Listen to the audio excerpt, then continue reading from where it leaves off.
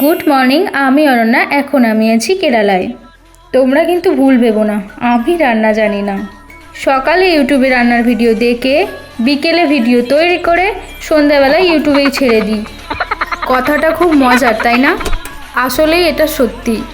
যাই হোক, রান্নায় ফেরা যাক। আজকে আমি বানাবো গরিবের কাবলি ছোলা। ভিডিও দেখে যা বুঝলাম যেগুলো লাগবে, কাবলি ছোলাকে 5 ঘন্টা ভিজিয়ে রাখার পর ভালো করে ধুয়ে প্রেশার কুকারে দিয়ে দিলাম। তার সঙ্গে দিলাম ছোটো ছোটো করে কেটে রাখা আলু, তেজপাতা, নুন আর জল দিয়ে প্রেশার কুকারটা এঁটে দিলাম। এমন করেই সেদ্ধ করতে হবে যাতে আলুগুলো একেবারে সেদ্ধ হয়ে যায়।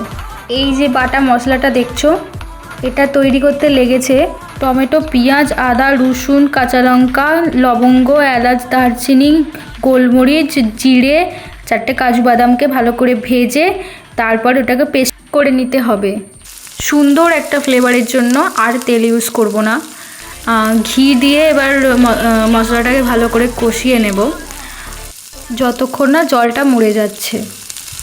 একটু চিনি দিয়ে দেব যাতে স্বাদটা ব্যালেন্সে থাকে। আমি ফানি কথা কইতে পারি না, কিন্তু চেষ্টা করব, কারণ ট্রেন্ডিংয়ে ফানি কথাই যায়। যাই হোক, মশলাটাকে ভালো করে কষিয়ে নেব যতক্ষণ না বাদামি রং আসছে। ভিডিওটা এডিট করতে করতেই আমার খুব লোভ চলে আসছে। যাই হোক, মশলাটা কষানো হয়ে গেলে কাবলি ছোলাগুলো দিয়ে দেব। আর আমার একটা কথা খুব মনে পড়ে গেল ভিডিওটা এডিট করতে করতে। আমার বর তো কাজে গিয়েছিল, আমি বিকেলে রান্না করেছিলাম। আর ও বাড়িতে ঢুকেই বলছে, তুমি কি খাসির মাংস রান্না করেছো? খাসির মাংস কোথায় পেলে এখানে? আমি বললাম না না, খাসির মাংস রান্না করিনি।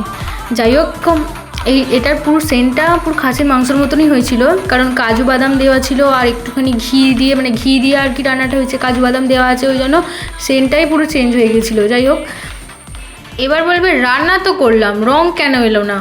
রঙের জন্যও একটা জিনিস দেব। এটা হচ্ছে চাটাকে করে ছেঁকে আর এতে দিয়ে দিতে হবে, ঠিক আছে? চায়ের কোনো টেস্ট আসবে না, কিন্তু রঙটা চলে আসবে, পুরো গাঢ় বাদামি রং হয়ে যাবে এটার। আর বলেছিলাম না আলুগুলোকে বেশি সেদ্ধ করতে? এবার বুঝতে পারছো কেন বলেছিলাম? কারণ গ্রেভিটা হয়ে যাবে একটা দারুণ বাদামি রং, আর গ্রেভিটা অসাধারণ, মানে খুব সুন্দর খেতে হয়েছে। আর সত্যি খাসির মাংসর মতন সেন্ট ছাড়ছিল। আমার এরকম ভিডিও দেখতে ভালো লাগলে, আমাকে সাপোর্ট করতে চাইলে আমার ভিডিও লাইক করে দিও, কমেন্ট করে দিও, আর আমার চ্যানেলটা সাবস্ক্রাইব করে দিও। Thanks for watching.